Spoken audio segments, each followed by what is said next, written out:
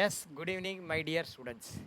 இன்றைக்கி நம்ம டேலியில் என்ன பார்க்க போகிறோம் அப்படின்னா, purchase order and sales order processing அப்படிங்கிற சம்.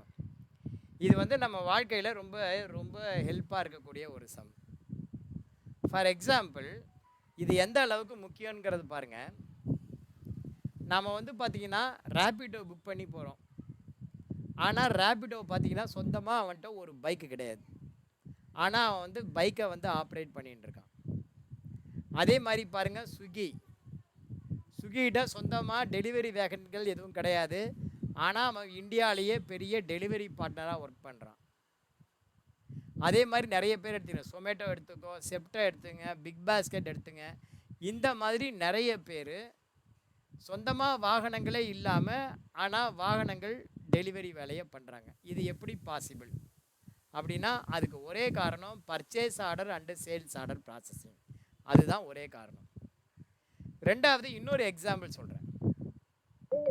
இப்போ ஹார்லிக்ஸ் வந்து மேனுஃபேக்சரிங் பண்ணுறாங்க. ஹிந்துஸ்தான் யூனிலிவர் லிமிடெட் எத்தனையோ ப்ராடக்ட் மேனுஃபேக்சரிங் பண்ணுறாங்க. அதில் வந்து Horlicks one of the product. ஒரு எக்ஸாம்பிளுக்காக இந்த ஒரு சின்ன ப்ராடக்ட் மாத்திரம் எடுத்துப்போம். இந்தியா அளவில் ஹார்லிக்ஸ் பாட்டில் இருக்கு இல்லையா? இந்தியா அளவில் ஹார்லிக்ஸ் பாட்டில் ஒரு மாதத்துக்கான தேவையை டிமாண்ட் என்ன அப்படிங்கிறத எப்படி எஸ்டிமேட் பண்ணுறாங்க அப்படின்னா, அதுக்கு இந்த purchase order and sales order processing ரொம்ப ஹெல்ப்பாக இருக்குது. எப்படி சார் அப்படின்னு கேட்கலாம். முதல்ல நீங்கள் வந்து சேனல்ஸ் ஆஃப் டிஸ்ட்ரிபியூஷன் அப்படின்னா என்னங்கிறது தெரிஞ்சுக்கணும். என்ன தெரிஞ்சுக்கணும்? Channels of distribution. Channels of distribution அப்படின்னா என்ன?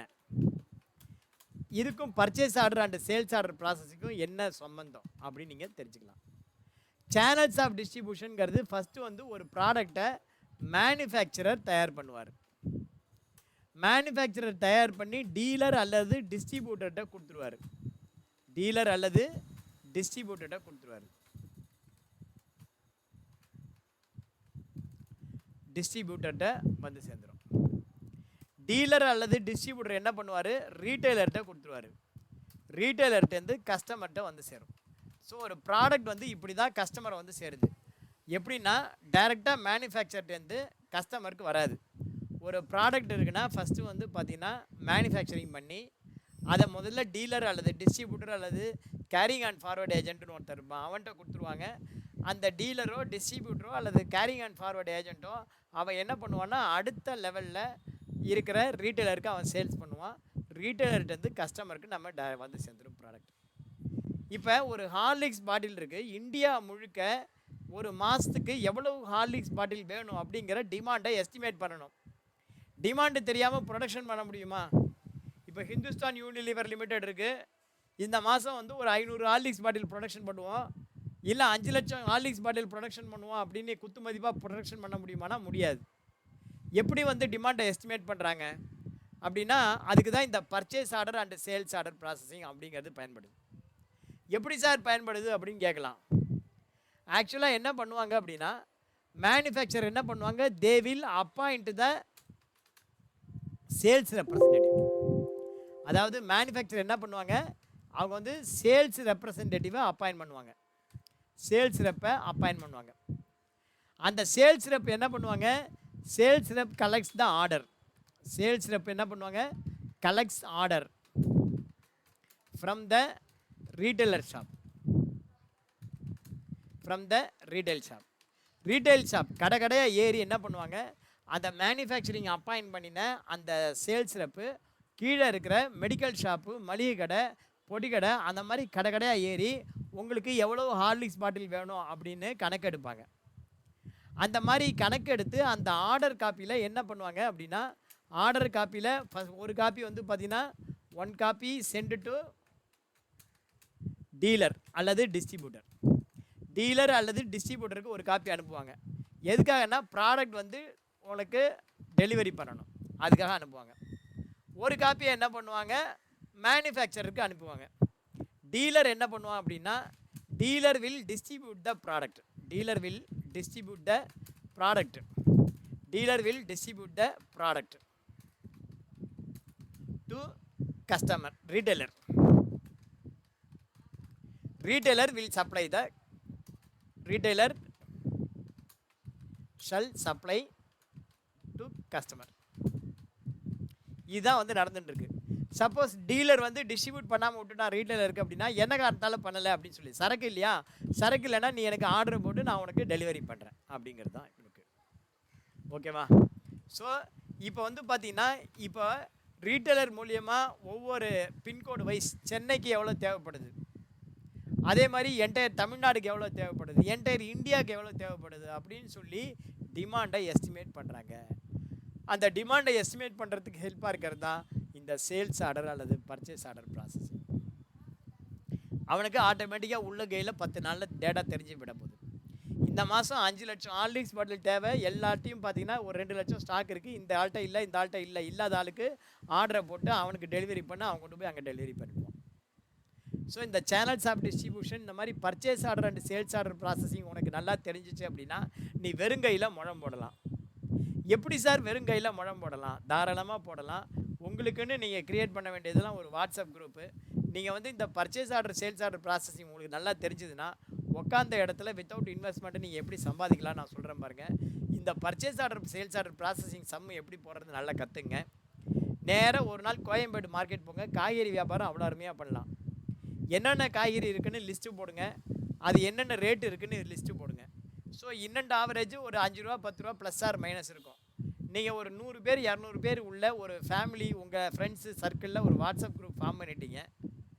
நீங்கள் இந்த காய்கறி எல்லாம் அடங்கின அந்த ஃபைலை வந்து ஒரு எக்ஸல் ஃபைல் ஒரு மாதிரி ஒன்று க்ரியேட் பண்ணி ஒரு ஆர்டர் ஃபார்மேட் ஒன்று போட்டு அப்படி தள்ளி விட்ருங்க.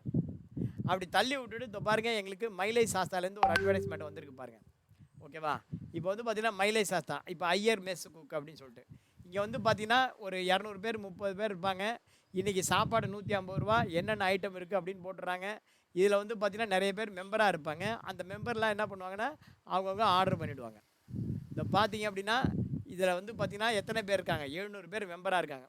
அப்போ 700 பேருக்கும் என்ன ஆகும், என்னுடைய மெனு இன்றைக்கி என்ன அப்படிங்கிறது தெரியப்படும்.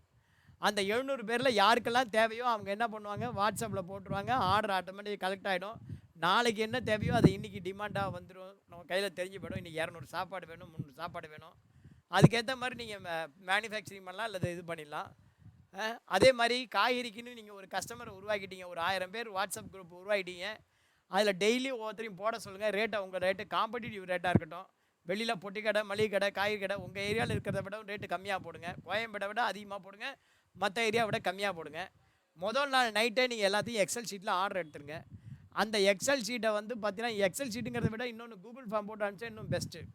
கூகுள் ஃபார்ம் போட்டிங்கன்னா உங்களுக்கு எக்ஸல் ஃபைலாகவே கிடச்சிடும், யார் யார் என்னென்ன ஆர்டர் போட்டிருக்கான்னு சொல்லிட்டு.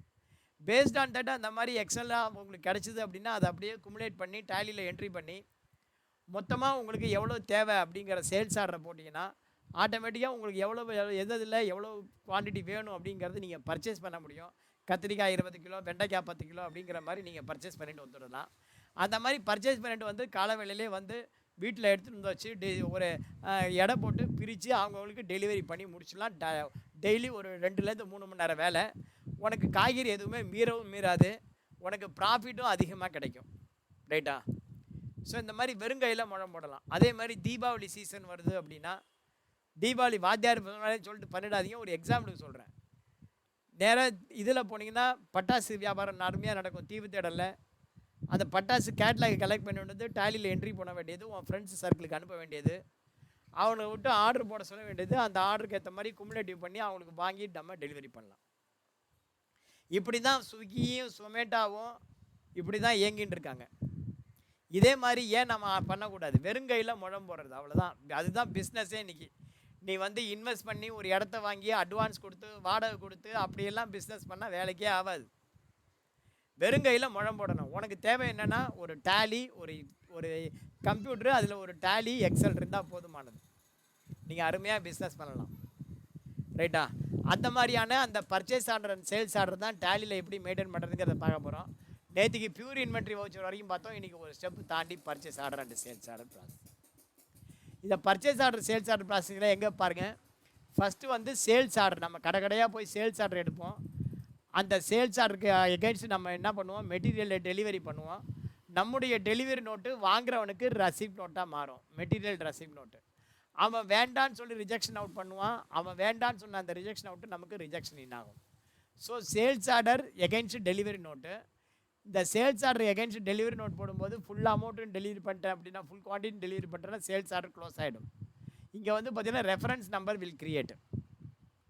இங்கே வந்து பார்த்தீங்கன்னா ரெஃபரன்ஸ் நம்பர் கிரியேட் ஆகும். இங்கே ரெஃபரன்ஸ் நம்பர் கிரியேட் ஆகும். சேல்ஸ் ஆர்டர்லையோ அல்லது பர்ச்சேஸ் ஆர்டர்லையோ ரெஃபரன்ஸ் நம்பர் கிரியேட் ஆகும். டெலிவரி நோட்டு போடும்போது ரெஃபரன்ஸ் நம்பர் க்ளோஸ் ஆகி டெலிவரி நோட்டு ட்ராக்கிங் நம்பர் வந்து ஓப்பன் ஆகும். ட்ராக்கிங் நம்பர் எதுக்கான இன்வாய்ஸ் ஜென்ரேஷனுக்கு. So sales order delivery note போட்டு டெலிவரி பண்ணுவேன். உனக்கு வேண்டாங்கிறது ரிஜெக்ஷன் ஆகும். டெலிவரி நோட்டு மைனஸ் ரிஜெக்ஷன் நீ சேல்ஸ் இன்வாய்ஸ் போட்டு அனுப்புவேன். சேல்ஸ் இன்வாய்ஸில் sales return, sales invoice minus sales returns equal to receipt. அதே மாதிரி இந்த பக்கம் பாருங்கள், பர்ச்சேஸ் ஆர்டருக்கு அகென்ஸ்ட் மெட்டீரியல் ரெசிப்ட் நோட்டு வேண்டான்னு நீ ரிஜெக்ஷன் பண்ணுவேன். ரெசிப்ட் நோட்டு மைனஸ் ரிஜெக்ஷன் இன் பர்ச்சேஸ் இன்வாய்ஸ். அதுக்கப்புறம் வேண்டான்னு சொல்லி ரிட்டர்ன் பண்ணால் பர்ச்சேஸ் ரிட்டர்ன், கடைசியாக பேமெண்ட். அதுக்கப்புறம் 3 விதமான ஸ்டாக் ஜேர்னல் இருக்குது. ஒன்று வந்து பார்த்தீங்கன்னா பிரான்ச் ட்ரான்ஸ்ஃபர், இன்னொன்று மேனுஃபேக்சரிங் ஜேவி, மூணாவது பிசிக்கல் ஸ்டாக் ஜேவி, அடுத்தது stock valuation and other reports. இதுதான் வந்து purchase order and sales order ப்ராசஸிங்கோடைய சாராம்சம். இதை நான் உங்களுக்கு ஷேர் பண்ணுறேன். இப்போ நம்ம சம்முக்குள்ளே போகலாமா? ரைட், சொல்லுங்கள், ஏதாவது டவுட் இருக்கா? ஓரளவு ஐடியா கிடச்சிச்சா?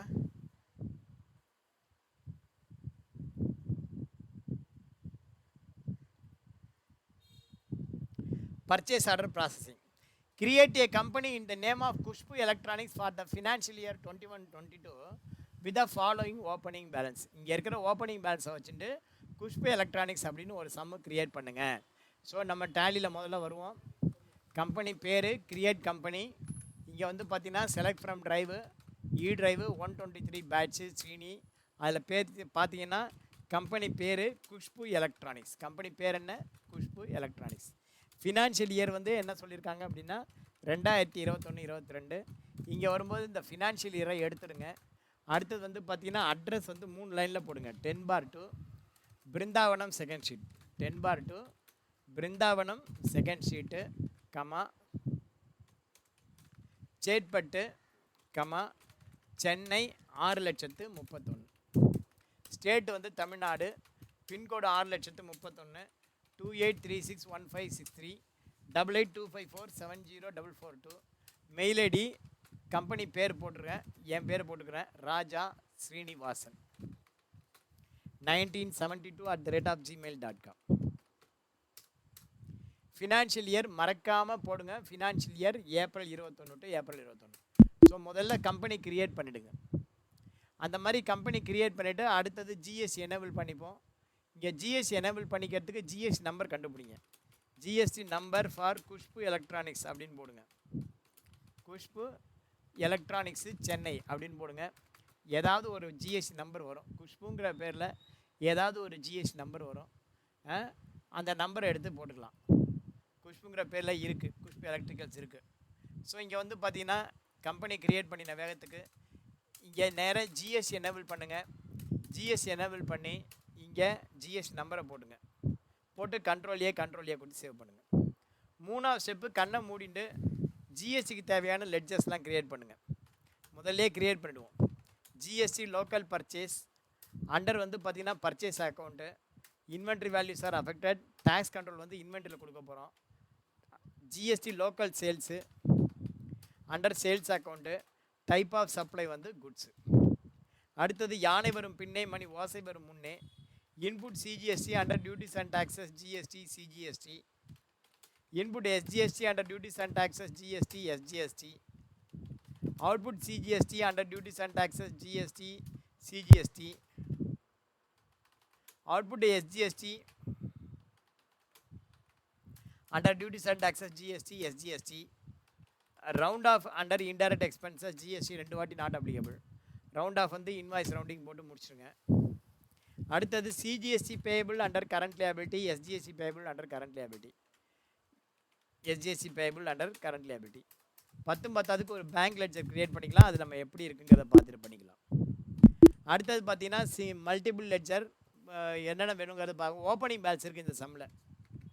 இந்த சம்மில் பார்த்தீங்கன்னா ஓப்பனிங் பேலன்ஸ் இருக்குது. ஓப்பனிங் பேலன்ஸில் கேஷ் வந்து 30,000 ஆல்டர் பண்ணிக்கலாம். Gateway of Tally alter ledger cash எவ்வளோன்னா 30,000. என்டர் சேவ் பண்ணியாச்சு. ப்ராஃபிட் அண்ட் லாஸ் அக்கௌண்ட் 40,000 இருக்குது. ஸோ இங்கே ஆல்டரில் போய்ட்டு profit and loss account select பண்ணி கண்ட்ரோல் எண்டு 40,000 கிரெடிட் பேலன்ஸ். பாக்கி எல்லாத்தையும் சார்ட் ஆஃப் அக்கௌண்ட்ஸில் போய்டலாம். Chart of accounts ledger alt H multi create under all item 1 by 1. Khushbu capital under capital account. Khushbu capital under capital account 3,60,000. IDBI loan under வந்து பார்த்தீங்கன்னா unsecured loan 1,80,000. Building under fixed asset 4 lakh. Building under fixed asset 4 lakh.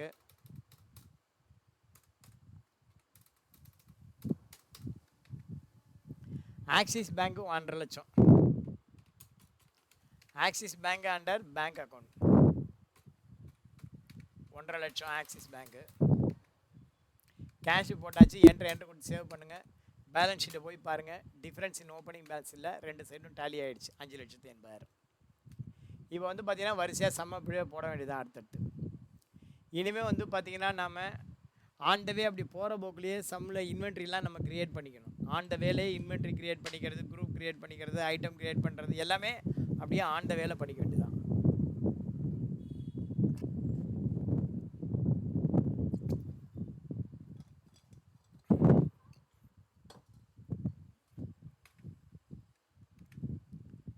சம பார்ப்போமா?